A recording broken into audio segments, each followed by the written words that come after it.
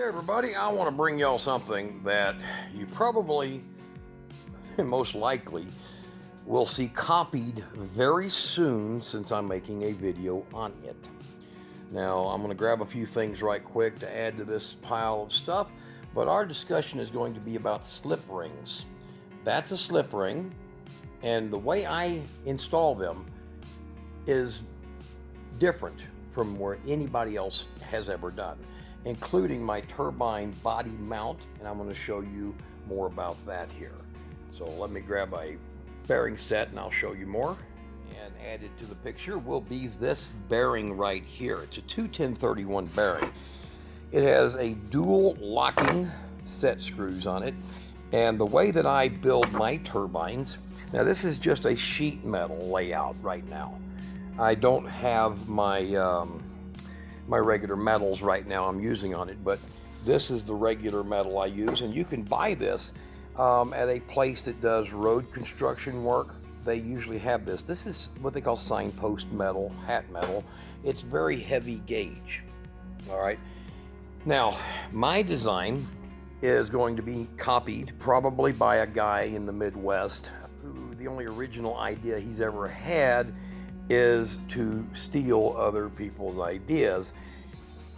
But the way my design works here is I have two of these bearings that fit on, and we're going to get to the slip ring, don't run off, that fit onto an 1.5-inch pipe. Now the reason I use the 1.5-inch pipe is because the length of pipe I use works perfect for this.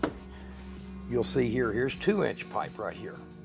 And with the 2-inch pipe, this will be locked on, and then this pipe simply inserts, because it's 1.90, 1 15/16 outer diameter for an 1.5-inch pipe, inner diameter of 2-inch pipe, schedule 40, rigid schedule 40, 10-foot section at Home Depot.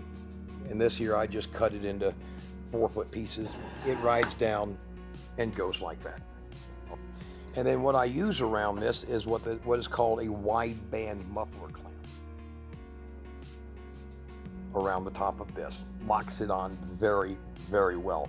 But if I need to service, I take the clamp loose and out this comes, okay?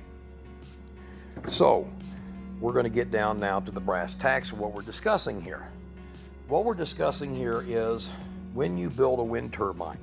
Now this is just a sheet metal mock-up on this one. But you'll notice as a yawl bearing is what's in the bottom of a wind turbine, allows it to turn back and forth. Those people who sell a wind turbine where their wires go up in there and have a big clamp, the wires get caught up in the pipe, not good, okay?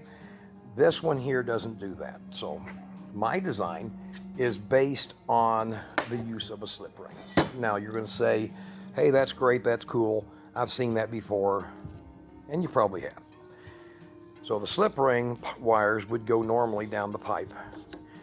And then your extremely intelligent Missouri technician will take your electrical tape and tape it on. But what happens is the tape breaks loose, the slip ring starts to spin, your wires get shorted out, and you have smoke pouring out of your pipe. Of course, their turbines are designed to do that already, so, you know, probably a natural feature. Now the way a slip ring works, let's get down to really discussing this. This slip ring right here, and any of these parts I've got, look below the video. I'll put them down there so you can go look at them and get a close-up spec view and all that. But now I do buy these bulk. I buy them at 100 at a time, and much cheaper than you'll get them. But if you're only building one turbine and you're going to buy one good Thermodyne PMA and you're going to buy one of these and one, if you're going to do that, then it's okay, $14 or whatever, 20 bucks, that's fine. This one here is Moflon. It's sold by a company out of Roanoke, Virginia, and I'll put its link down there too, to where you can go pick this up. This one has gold contacts inside of it. Now there's other places on eBay or Amazon that are selling these with 6 wires, and you're going, wait a minute, this thing over here has only got 3 wires. But this being a Thermodyne, it puts out so much power, you have to double up your wires, okay? And I'm gonna explain that. But the problem is with a lot of people is how in the hell do you fit that where it's waterproof and it's safe and it doesn't break loose. Well, I'm going to show you that part. It has something to do with, and you all know what this is, it's a P-trap, okay? Tubular waste pipe. And this is 1.5 inches, this is 1.5 inches, and this fits on the end of the threaded pipe. Now I set mine up to where they're 3 inches down from the top, so that when my PMA and its wiring is done, it has plenty of room to make it up and allow it to spin. So I'm going to show you that. And you probably noticed that this flange here is much larger than the pipe. Well, what I do is I take that and I will grind it down using a flap wheel. Do it slowly, and you can grind it down. You can also use a regular grinder wheel on a bench grinder and do the same thing. But I'm going to show you the results. I want you to look here very carefully, and I'm going to pause, and I'm going to do the grind down on this one because it's a turbine being built. It's a mock-up right now. I'll show you this one, and I'm going to show you how it seals in the top. Let me get to that, and then we're going to show you how it wires up. And I'll get in more detail, because once this is locked into that pipe, this top half moves, spins like that. So as your turbine tracks around on these bearings, the wire going up will be arced like that, and you just take a stiffer wire and zip tie it with it. And what it'll do is that will move in circles all the way around this. So the turbine can go circles and circles around the pipe, and the slip ring will transfer the power down. And inside of these that I get from that company that's linked, they have gold contacts. The other ones look like this. The wires are not heavy. They're not, these are 12 gauge. Those wires are some Chinese 13.2 gauge, much smaller. We're going to get to that as soon as I grind this down. Then I'm going to explain to you how you do your wiring setup and the same color code above. All right, so let's go with that, and I'll show you that as soon as I get that ground down.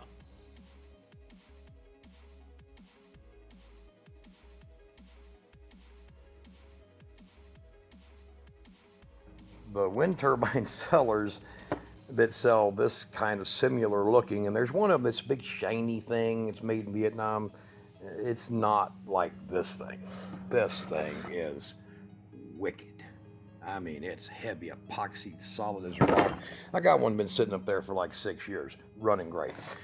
So if you think this is nifty good, great. I'm teaching you something special.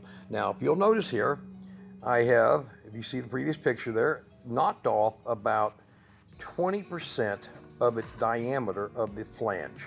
Now, right there, I'm going down to where it's 60% of the hole, the screws, still remaining, and I'm going to show you why this works like it does. Now, when you install it, you're going to put some RTV on the top half, and don't worry, it's that little part right here that turns, this section from right here my thumb's touching, not this here.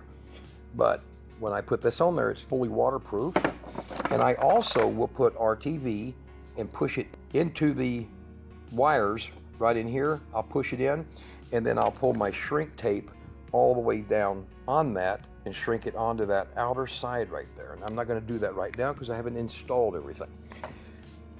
But I'm going to take my 1.5 inches by 1.25 inches. I want you to look at what I got here.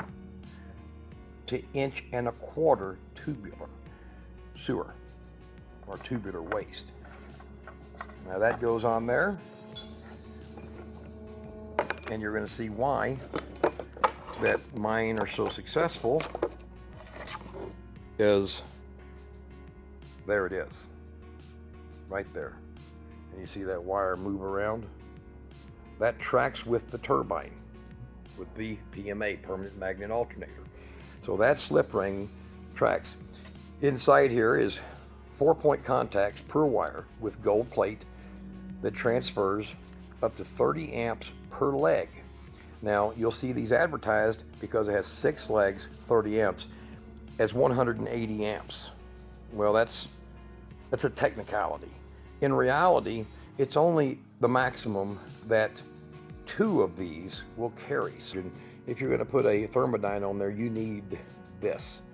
So, I mean, you could use the 3-wire one if you buy the other ones, but with this one, you have to have this kind of power transference. So I'm going to take this and put the wires down in the pipe.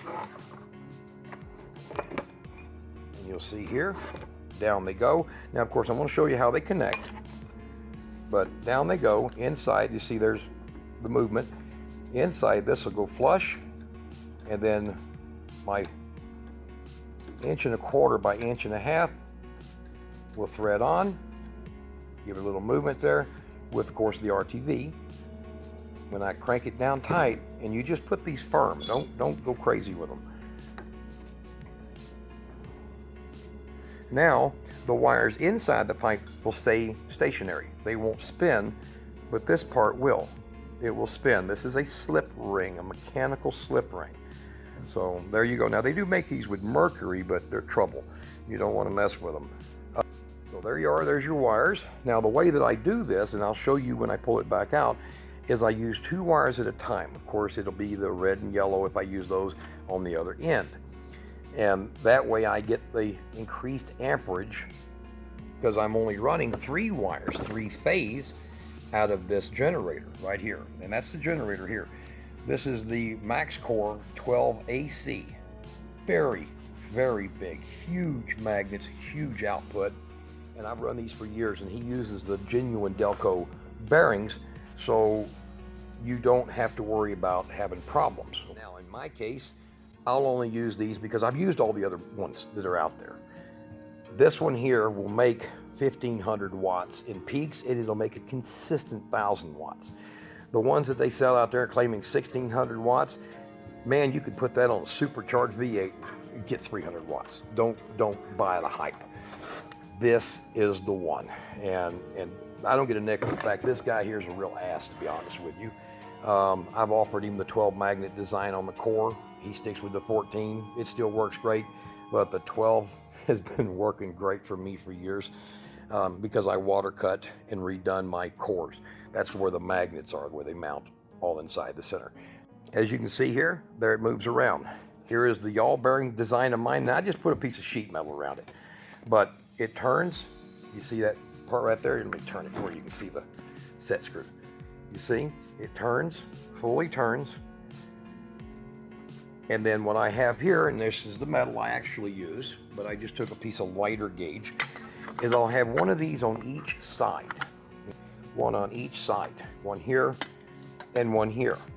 And then I've got my flat metal that becomes the mount in the front to the tail and the mount here to the tail, and they bolt to here. The one I have has 5 sheet metal screws lightly staggered that goes into this. Now this, when I install it on mine, you can see that I use 16 gauge and I spot weld it on so that whenever I put the bottom bearing on, I slip this on with these parts. I slip the top bearing into it, and then I use a clamp that will go around this on both sides and around this, and these here will go on with just standard sheet metal screws, just like that.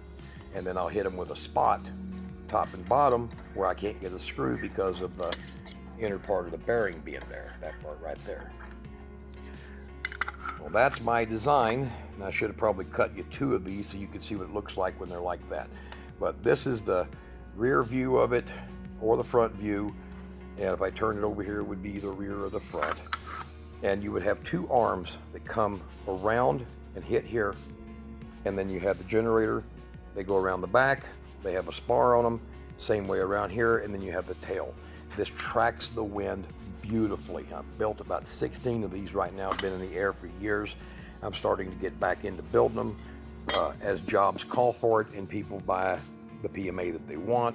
I've installed some of them that come from the Midwest, and within 3 days they're back calling me, hey man, you didn't wire it right. It just doesn't make any power. People I've installed these for, they go, wow, man, I need a 1,000 watt dump load. That thing's crazy. That's what you face. Now, as you can see here, there's your slip ring. The wires inside are not moving.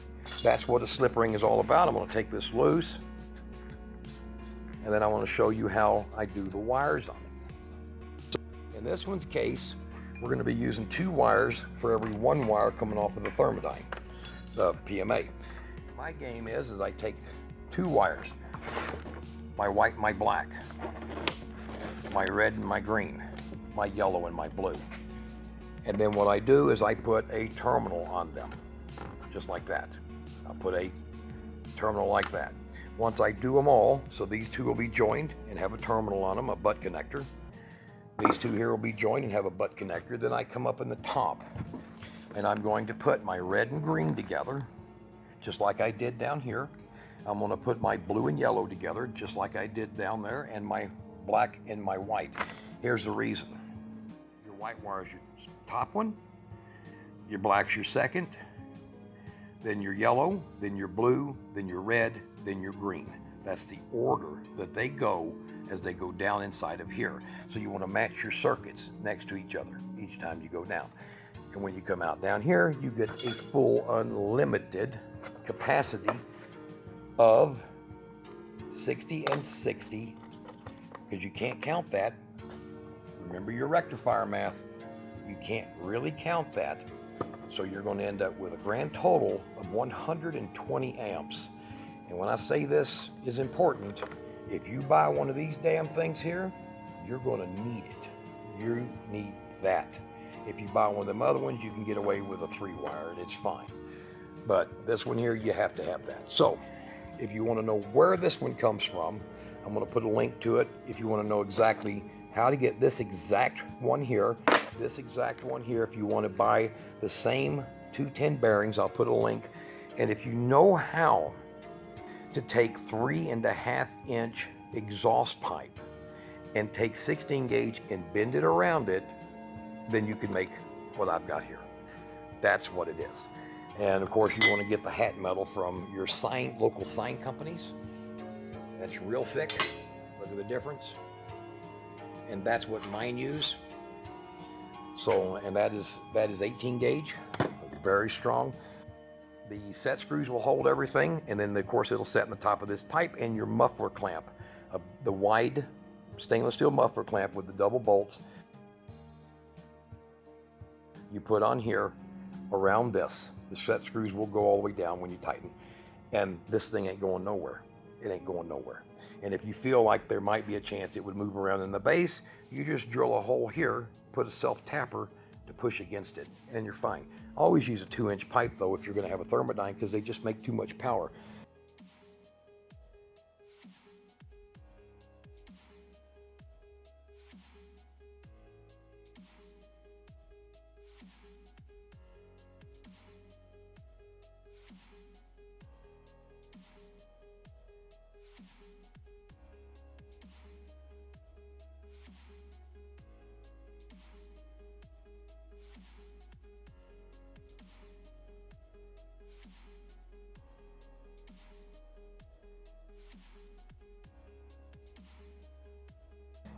If you're going to have one of them at Texas or Missouri, you can use, hell, you can use a piece of PVC, it doesn't matter.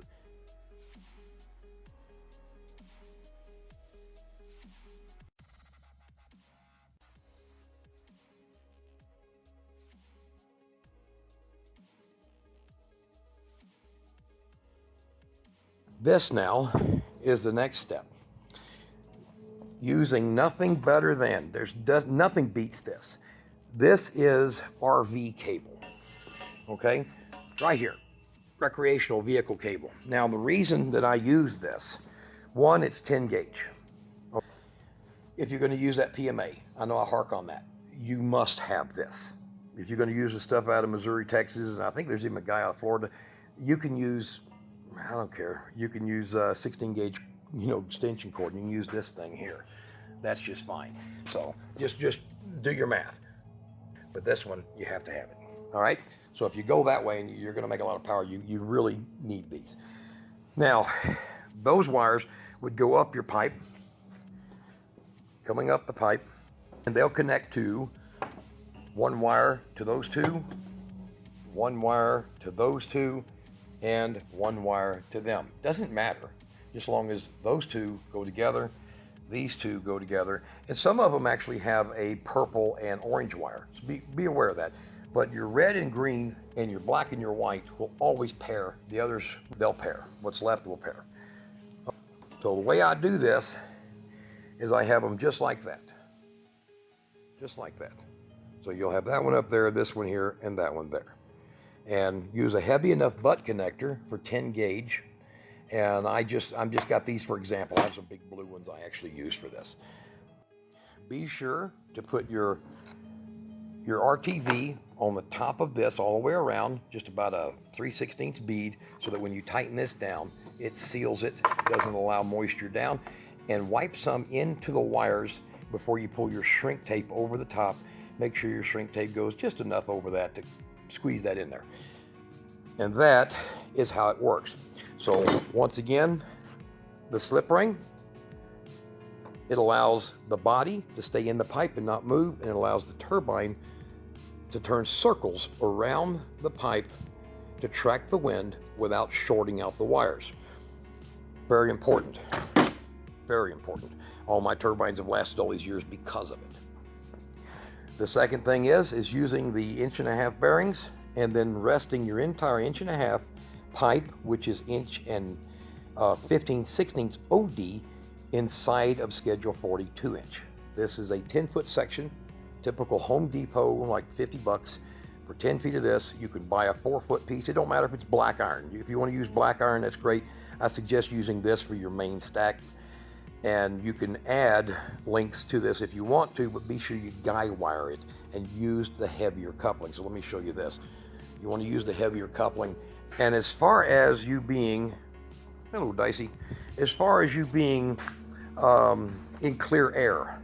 So I could put this here and add another 5 feet if I wanted to. But as far as you being in clear air, what you want to make sure of is that you're simply 50 feet from obstructions that are at or higher than the turbine, 50 feet minimum, 100 feet preferred, and you want to be 10 feet from the bottom of your blades, your wind turbine blades, from the tops of things that are around. This is the hub that you can get with a Thermodyne. Okay, that's the hub. Now, let me show you this. I'm going to show you the, see, now, like I said, this is why, because it's a power monster. And look at that big spacer that's on that. It's not some little metal ring. So I want you to look. Boom. This one here is rigged up to where you can put 5 blades on it, and you can re-drill these to put 3 blades, which is what I do most of the time. And I use the 900 millimeter blades I get from China, from AliExpress. I'll put that link too.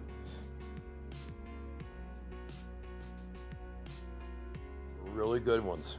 You have a basically 7-foot diameter, I think, or 6.5 foot diameter. Really good ones for this thing. He sells good blades too, and they're good, the KT blade. But he's still an asshole in my book. But what the hell? I just want to make sure you guys know, and it's a long video, but I want you guys to know why a slip ring is so important. You've seen how I mounted the slip ring using the 1.5" by 1.25" tubular that goes with this once you trim it. And all you got to do to trim it is set you up one of these, keep your fingers out of it, go very slow. You can turn this body without the wires moving up there as you grind, and get it to 60% of the hole remaining, and keep it going at the same pressure, and you'll get it perfectly round like I do. Well, I've been doing it for years. Don't try to overdo it. If you go a little past, it's still okay. Use a little extra RTV, and it will still seal up because it has the very wide flange. And as you can tell, it's sealed around that. Very nice. Go back and see that on the video. You guys got any kind of questions? I probably missed a few things. The other thing is be sure to heavily tape your wires going down in your pipe so that no scuffing or anything can happen. Be sure to use a shrink tape that you're going to put on these wires where they're exposed to sun and wind and weather. Other than that, I'll be doing a video on the full build fairly soon, but I've got a ton of crap ahead of me. All right, guys. Yeah, and flooring to do. There you go. Long video. Hope it helped some people. Hope it made some sense. At the bottom of that one, you're going to run it to a rectifier. Out of the rectifier, I'll explain more of that later. Y'all stay tuned. All right, guys, that's it. Life with a slip ring. Beats the hell out of it. Twisted up wires in the pipe.